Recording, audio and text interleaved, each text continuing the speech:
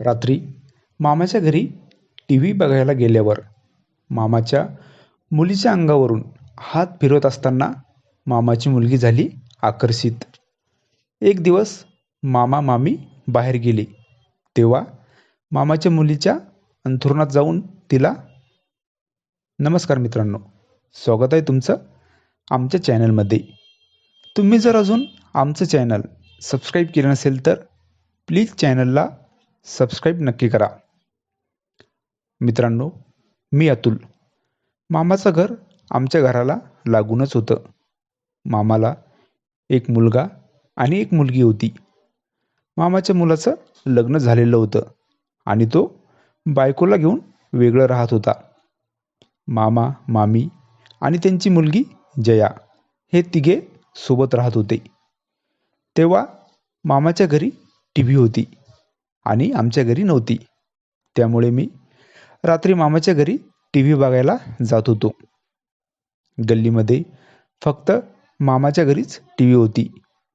त्यामुळे मामाच्या घरी खूप सारे जण टी व्ही बघायला यायचे. मी तर मामाच्या पलंगावर जाऊन बसत होतो. पलंगावर मामा आणि मामाची मुलगी जया दोघे राहत होते. जया झोपून टी व्ही बघायची आणि मी तिच्या शेजारी बसायचो.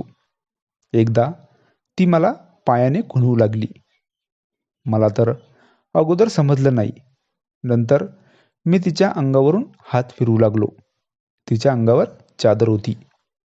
मी चादरीमध्ये हात टाकायचो आणि तिच्या पूर्ण अंगावर माझा हात फिरायचा. असं रोज चालायचं.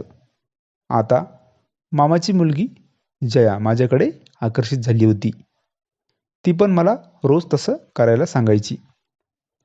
बाकीचे जे कोणी टी व्ही बघायला यायचे ते एका तासानंतर निघून जात होते. मी तर खूप रात्र होईपर्यंत तिथेच बसून राहत होतो. एकदा रात्री टी व्ही बघत असताना मी तिथे मामाच्या मुलीजवळ बसलो होतो. त्या दिवशी मामीची तब्येत ठीक नव्हती. रात्री परत मामीची तब्येत बिघडली. मामा आणि मामी दोघे दवाखान्यामध्ये गेले. आता घरी मी आणि मामाची मुलगी जया आम्ही दोघेच होतो. मी जयाच्या अंथरुणामध्ये गेलो. आमच्याकडे फक्त मामा मामी दवाखान्यामधून येईपर्यंत टाईम होता आणि तेवढ्या टायमामध्ये मी मामाच्या मुलीच्या अंथरुणामध्ये होतो आणि आमच्यामध्ये ते सर्व काही झालं होतं. नंतर मामा मामी यायच्या अगोदर मी अंथरुणाच्या बाहेर आलो आणि मामा मामी आल्यावर मी माझ्या घरी आलो.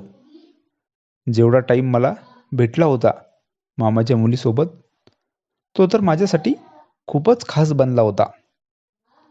ही कथा पूर्णपणे काल्पनिक असून वास्तविक जीवनाशी काहीही संबंध नाही. ही कथा फक्त मनोरंजनासाठी आहे. मित्रांनो, कथा आवडल्यास चॅनलला सबस्क्राईब करा. धन्यवाद.